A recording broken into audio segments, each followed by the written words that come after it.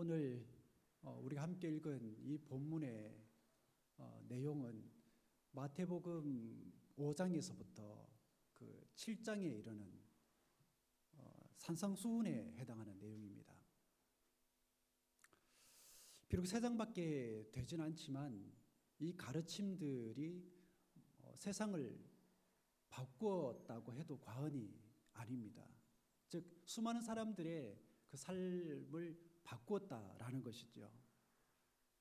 이 산상수훈에는 우리 주님이 어떤 분인지, 또 주님을 통해 보여주신 하나님이 또 어떤 분인지, 그리고 우리 믿는 사람의 삶은 어떠해야 하는지를 잘 보여줍니다. 좀 더 구체적으로 설명을 드리자면 이 산상수훈에는 분노, 또 결혼, 그리고 맹세, 원수사랑, 구제 이렇게 해서 한 14가지의 그런 가르침들이 있습니다.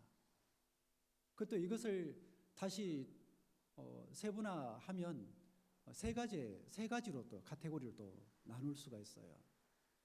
그런데 성경에서 14라는 숫자하고 3이라는 숫자가 가지고 있는 의미가 있는데 그 의미가 뭐냐면 온전함 그리고 선함이라는 의미가 있습니다. 그렇게 봤을 때 이 산상수훈이 우리에게 강조하는 게 뭐냐? 바로 우리에게 가르치는 이 주님의 가르침은 온전하고 선하다라는 겁니다. 우리가 함께 본 이 오늘의 본문, 즉 산상수훈이 어떻게 시작을 합니까? 예수께서 무리를 보시고 산에 올라가 앉으시니 제자들이 나아온지라. 저는 이 부분이 산상수훈을 이해하는 데 있어서 굉장히 중요한 열쇠가 된다라고 생각을 합니다. 왜냐하면 우리가 이 부분을 볼 때 꼭 기억해야 하는 부분이 있는데 그게 뭐냐면 구약으로 가서 구약의 그 십계명의 서문, 여러분 십계명의 서문이 뭔지 아십니까? 출애굽기 20장에 보면 하나님이 이 모든 말씀으로 말씀하여 이르시되 나는 너를 애굽 땅 종되었던 집에서 인도하여 낸 내 하나님 여호와니라 하는 말씀이에요. 이건 하나님이 이스라엘 백성에게 10가지 계명을 주시기 전에 서두로 주신 말씀입니다. 성경학자들은 말을 하죠. 우리가 십계명을 이해하는 데 있어서 제일 중요한 게 뭐냐? 바로 서문을 잘 이해하는 것이다. 왜냐하면 이것을 빼버리거나 이것을 잘 이해하지 못하면 십계명은 다른 계명이 되기 때문에 그렇다라는 겁니다. 여러분, 하나님이 십계명을 주시면서 우리의 노력으로 그렇게 살라고 또는 너희들의 힘으로 그렇게 살 수 있다는 차원에서 그걸 주셨을까요? 그렇지 않습니다. 그 계명들은 사람의 힘으로 지킬 수 없어요. 즉 하나님이 도와주셔야 하나님의 은혜로 우리가 그걸 지키며 살아갈 수 있다는 겁니다. 저나 여러분이 얻은 구원도 마찬가지예요. 여기에 계신 분들 중에서 혹시 내 힘으로 구원을 얻었다라는 분 계십니까? 우리가 구원받은 그 구원은 오직 하나님의 은혜요 도우심입니다. 마찬가지로 이스라엘 백성들이 애굽에서 탈출할 수 있었던 것도 그들이 가나안 땅에 들어갈 수 있었던 것도 다 하나님의 은혜요 도우심입니다. 이러한 의미를 담은 내용이 바로 십계명의 서문입니다. 그렇기 때문에 이 서문을 빼버리거나 우리가 무시한다면 전혀 다른 것이 되고 마는 것이죠. 즉 십계명을 지키는 것은 사람의 노력이 있어야 하는 것이고 그렇게 해서 그것이 만약 지켜진다면 그건 자기의 의가 되는 것이고 또 그것은 다른 사람을 판단하고 정죄하는 근거가 되고 만다라는 겁니다. 이렇게 되면 하나님의 은혜, 그 속에서 하나님의 은혜를 찾을 수 있을까요? 하나님의 은혜는 온데간데 없이 사라지고 마는 거예요. 그뿐 아니라 사람은 구원과는 아무런 관계가 없게 되고 나아가 믿는 사람의 삶은 하나님 백성의 삶과는 관계가 없는 삶이 되고 마는 것입니다. 또한 이 십계명을 지키려고 애를 쓰고 쓰는 사람에게 있어서 이 십계명들은 그저 죽을 때까지 지키고 살아가야 되기 때문에 굉장히 무거운 짐일 것이고, 그의 삶은 비통함과 답답함으로 넘쳐나게 될 겁니다. 이렇게 되면 기독교는 생명을 구원하는 종교가 아니라 생명을 고통스럽게 하는 종교가 되고 마는 것입니다. 무엇보다도 하나님이 성경에서 보여주는 그런 하나님이 전혀 아닌 하나님이 되고 마는 겁니다. 왜냐하면 하나님이 사람을 고통스럽게 하는 하나님이고, 또 사람을 이용해서 자기의 영광을 거두는 폭군에 가까운 하나님으로 비춰지기 때문에 그렇다는 것입니다. 그렇기 때문에 어떤 경우에도 이런 일은 일어나서는 안 되는 것입니다. 그러므로 우리는 이 십계명의 서문을 깊이 새겨야 한다라는 것입니다. 그런데 하나님이 염려하셨던 그 염려가 역사 속에서 일어나고야 말았습니다. 즉, 이 땅에 오신 주님과 그 당시에 살고 있던 종교 지도자들 간에 갈등이 빚어진 거예요. 그 갈등의 핵심이 뭡니까? 바로 계명이에요.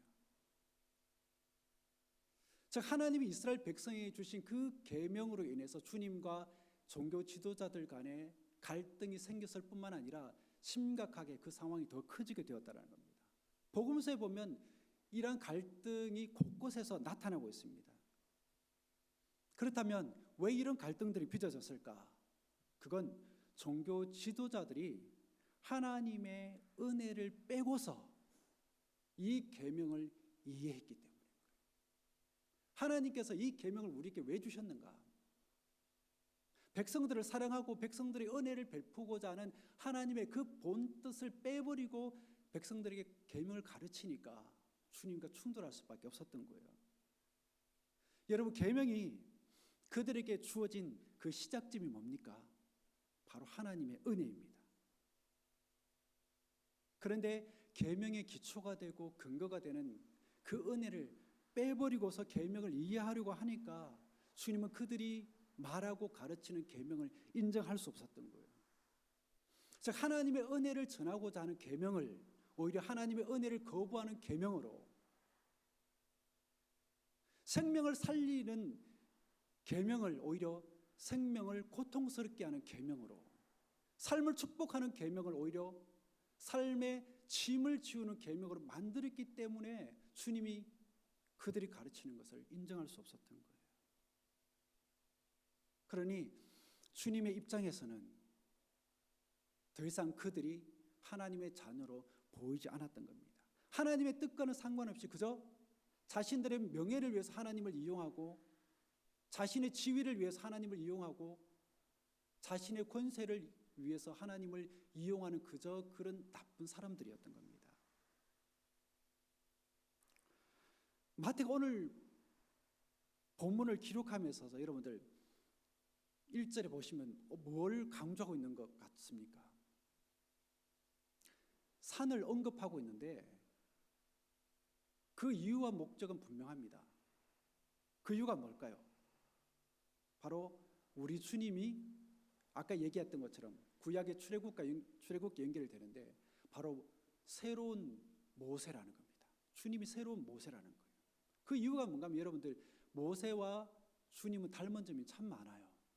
우리 주님이 태어나자마자 어디로 도망가죠? 애굽으로 도망가지 않습니까? 애굽으로 도망가서 그곳에 살았습니다.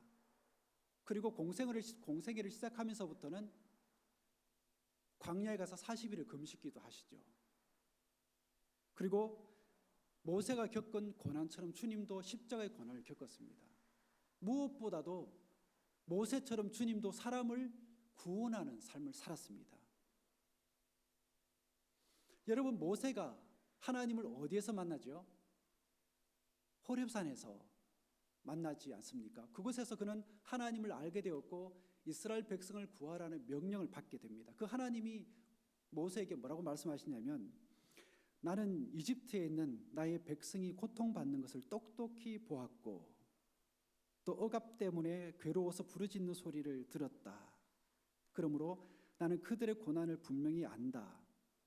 이제 내가 내려가서 이집트 사람의 손아귀에서 그들을 구하여 이 땅으로부터 저 아름답고 넓은 땅, 젖과 꿀이 흐르는 땅, 곧 가나안 사람과 헷 사람과 아모리 사람과 브리스 사람과 히위 사람과 여부스 사람이 사는 곳으로 데려가려고 한다. 지금도 이스라엘 자손이 부르짖는 소리가 나에게 들린다. 이집트 사람들이 그들을 학대하는 것도 보인다. 이제 나는 너를 바로에게 보내어 나의 백성 이스라엘 자손을 이집트에서 이끌어내게 하겠다. 모세에게 찾아오신 그 하나님은 이렇게 자신을 구원의 하나님으로 소개하고 있습니다. 그 하나님은 고통하는 생명들을 잊지 않으시고 기억하시는 하나님이시고 그들을 구원하시는 하나님이시며 그들로 하여금 새로운 땅으로 옮겨가게 하시는 하나님이에요. 이렇게 해서 모세는 자신을 찾아오신 분이 구원의 하나님이라는 것을 알게 된 거예요. 즉 애굽의 신들처럼 사람들로부터 큰 영광을 받기 위해서 엄청난 고통을 수반하는 그런 신전 짓기를 명령해놓고는 가만히 앉아있는 하나님이 아니라 그리스의 신들처럼 고통하는 사람들을 그 고통 현장에서 빼내는 데는 별로 관심이 없이 자신들의 욕망과 권세에만 혈안이 돼서 서로 치열하게 싸우는 그런 하나님이 아니라 오늘의 신들처럼 사람이 어떻게 살든 사람이 어느 처지에 있든 간에 상관하지 않는 나 몰라라는 그런 존재가 아니라는 겁니다. 모세가 만나 알게 된 그 하나님은 사람들의 고통에 귀를 기울이시고 그 고통의 현장에서 그들을 구원해내는 구원의 하나님이십니다. 그 하나님이 이스라엘의 조상인 아브라함을 불러서는 구원의 역사를 시작하셨고 요셉을 불러서는 구원의 역사를 준비하셨으며 우리를 불러서는 뭘 하셨을까요? 구원하신 구원의 하나님이십니다. 그런 하나님이시기에 그 당시 시대의 아픔과 고통 가운데 빠져있던 이스라엘 백성들이 주님을 통해서 모세처럼 그들도 그 고통 현장에서 벗어나서 아름다운 땅에 살기를 하나님이 바라셨던 것입니다. 좋은 생각이라는 잡지에 이런 글이 실렸습니다. 런던에서 일어난 이야기인데요. 이 글을 쓴 저자가 런던에서 이제 친구들과 이야기를 나누고 있는데 한 노숙자가 찾아와서 이렇게 이야기를 합니다. 며칠을 굶었더니 배고파 죽겠습니다. 1파운드라도 좋으니 좀 도와달라고 얘기를 합니다. 이 이야기를 들은 친구 중에 한 명이 동전을 그 사람에게 주니까 그 사람은 고맙다는 말도 없이 그냥 가버립니다. 그런데 친구들의 반응이 놀라워요. 왜 돈을 주냐고. 왜 돈을 주고 그래. 그 돈으로 그 사람은 술이나 마약을 살걸 너는 마약 중독자를 도와준 거야. 다른 친구들 반응도 냉대했습니다. 사지가 멀쩡한데 왜 일을 안 하는 거야? 그 순간 그는 과거에 만난 마틴이라는 사람이 떠올랐습니다. 그는 그를 2년 전에 만났는데 그 사람은 술과 마약에 중독되어 있었고 또 도박을 하고 있었고 도둑질을 하는 사람이었습니다.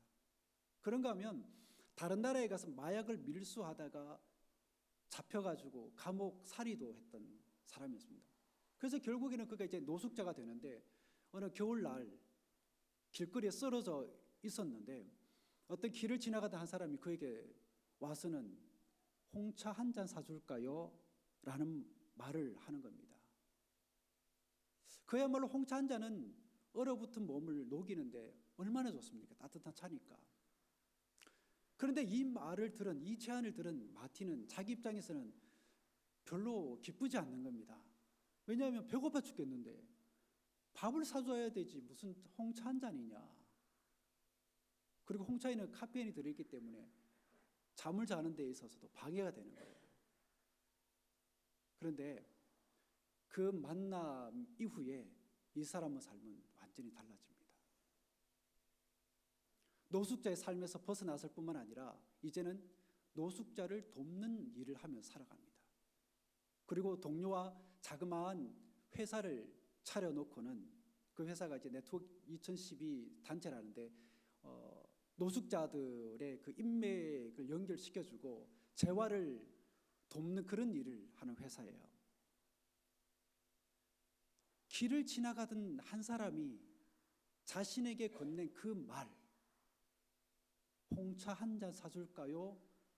라고 했던 그 말이 마틴에게는 어떻게 들렸느냐, 어떻게 다가왔느냐, 함께 하겠다는 따뜻함으로 다가왔던 거예요. 결국 이 함께함이라는 말과 행동이 그의 생명을 살렸을 뿐만 아니라 다른 사람의 생명을 살리는 원동력이 되었던 것입니다. 마찬가지로 하나님도 오늘 우리에게 홍차 한 잔 사줄까? 라고 말을 걸어오십니다. 함께 하자고 말을 걸어오시는 그 하나님이 이 함께함을 통해서 여러분의 삶에 새로운 역사를 일으킬 것입니다. 아멘이십니까? 놀라운 일들을 일으켜 나가실 거예요.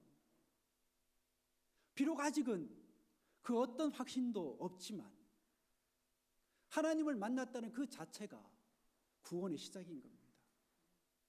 비록 아직은 내가 성숙한 신앙인이 아니지만 우리는 하나님의 백성입니다. 비록 아직은 내가 세상 일에 몰두하며 살고 있지만 우리에게는 영원한 생명이 약속되어 있습니다. 왜입니까? 하나님이 우리와 함께하기 때문에 그렇습니다. 이것이 산상수훈에 나타나는 산이 지닌 의미입니다. 이 산은 하나님의 임재가 있는 곳이고 구원의 역사가 있는 곳이며 하나님의 거룩한 은총이 있는 곳입니다. 바로 그곳에서 우리 주님이 제자들과 무리들을 바라보시면서 하나님 나라 헌장을 이렇게 선포하십니다. 심령이 가난한 자는 복이 있나니 천국이 저희 것이며 애통하는 자는 복이 있나니 그들이 위로를 받을 것이며 온유한 자는 복이 있나니 그들이 땅을 기업으로 받을 것입니다. 이러한 의미를 지닌 산을 이 산상수훈이 강조하면서 이것을 통해 하나님 나라 헌장의 기본적인 성격을 규정합니다. 즉 하나님이 어떤 하나님이라고요? 은혜의 하나님이시고 구원은 하나님의 은혜이고 그래서 우리는 그 은혜에, 그 하나님의 은혜에 보답하는 삶을 살아가야 된다.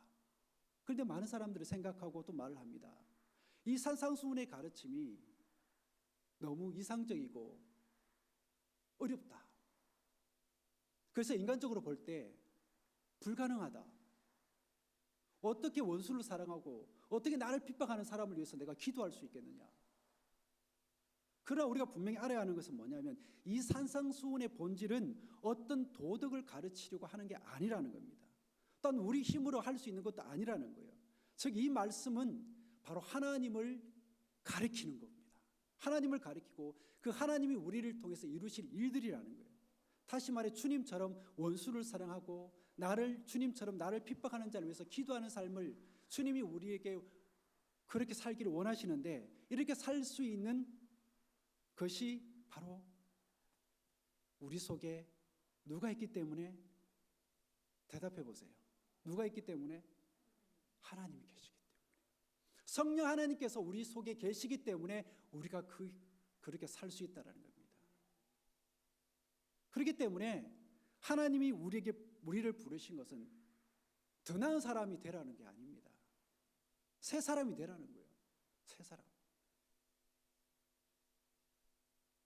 그러게 우리의 삶을 어떻게 규정할 수 있을까요? 예수를 잘 믿어서 성공한 삶, 아니면 행복한 삶, 그것도 아니면 평안한 삶으로 규정하면 될까요? 여러분, 모든 생명은 은혜가 필요합니다. 은혜가. 비록 자기 힘으로 지금까지 살아온 것처럼 그렇게 느껴지긴 하지만 그렇지 않아요. 우리가 아무리 애를 쓰고 노력한다 할지라도 우리가 할 수 있는 부분은 얼마 되지 않아요. 이 코로나 상황 여러분들 할 수 있는 게 얼마나 되던가요? 그 현장에서 우리는 그저 하나님 앞에 무릎 꿇고 기도할 수밖에 없었던 시간들이었습니다. 미국 오하이오주의 농업연구소에서 이런 연구를 했다고 합니다. 여러분들 1년 동안 농부가 최선을 다해서 일을 했을 때 그 농부의 노력이 그 속에 얼마나 들어가 있을까요? 1에이커의 땅에서 100부셀 옥수수를 생산하기 위해서는 농부의 수고 외에 400만 파운드의 물, 6,800파운드의 산소, 5,200파운드의 탄소, 160파운드의 질소, 125파운드의 칼륨, 그 외에도 수많은 다른 요소들이 필요하다고 합니다. 무엇보다도 햇빛과 비가 절실할 때에 내려지는 것. 여러분들 텃밭 갖고 보신 분들은 다 아실 거예요. 비가 필요하지만 적절할 때 그 비가 내려줘야 되는 거고, 햇빛이 제대로 내리쬐지 않으면 농산물은 또 냉해를 입어서 다 망치게 되는 거예요. 자, 그렇다면 농부의 노력은 몇 프로일까요? 놀라지 마십시오. 5%. 별로 놀라지도 않으시네요. 불과 5%. 그것도 최선을 다했을 때 5%예요. 즉 나머지 95%는 어디로부터 와야 된다고요? 하나님으로부터 와야 된다. 삶의 95%가 도움이라면, 우리의 삶의 95%가 하나님의 도움이라면, 그것을 우리가 제대로 깨닫고 안다면 우리는 우리가 살아간 이 하루의 삶을 겸손하게 대할 수밖에 없고 감사할 수밖에 없는 겁니다. 그러기에 우리는 이 산상수훈을 통해서 무엇을 깨달아야 할까요? 우리 믿는 사람의 삶은 성령으로 사는 삶이어야 한다는 겁니다. 은혜 깊이 뿌리 박은 삶이 되어야 한다는 거예요. 그렇기 때문에 우리는 그 어떤 경우에도 우리 속에 거하시는 하나님이 여러분에게 주신 그 성령을 소멸하지 말아야 하는 것입니다. 은혜라는 가스펠이 있는데 지난주에 불렀는데 오늘은 부르지 않았습니다. 이 노래의 가사가 이렇습니다. 내가 누려왔던 모든 것들이, 내가 지나왔던 모든 시간이, 내가 걸어왔던 모든 순간이 당연한 것 아니라 은혜였어. 아침 해가 뜨고 저녁에 노을, 봄의 꽃향기와 가을의 열매, 변하는 계절의 모든 순간이 당연한 것 아니라 은혜였어. 모든 것이 은혜, 한없는 은혜. 내 삶에 당연한 건 하나도 없었던 것을 모든 것이 은혜였어. 내가 이 땅에 태어나 사는 것, 어린 아이 시절과 지금까지 숨을 쉬며 살며 꿈을 꾸는 삶, 당연한 것 아니라 은혜였어. 내가 하나님의 자녀로 살며 오늘 찬양하고 예배하는 삶, 복음을 전할 수 있는 축복이 당연한 것 아니라 은혜였어. 모든 것이 은혜, 한없는 은혜. 기도하겠습니다. 지나온 날들을 돌아보면 어찌 그 세월을 살았을까 하는 생각이 들면서 주님께 고백하게 되는 것은 다 주의 은혜였습니다 하는 말입니다. 그저 우리가 잘 살아서, 내가 능력이 있어서, 내가 수완이 좋았기 때문이 아니라 당신의 자녀를 돌보시고 인도하시는 하나님의 은혜가 있었기에 가능했음을 고백합니다. 그 은혜를 다시금 마음에 품고 내일을 꿈꾸며 믿음 안에서 한 걸음 나아가는 우리 모두가 되게 하옵소서. 예수 그리스도 이름으로 기도드립니다. 아멘.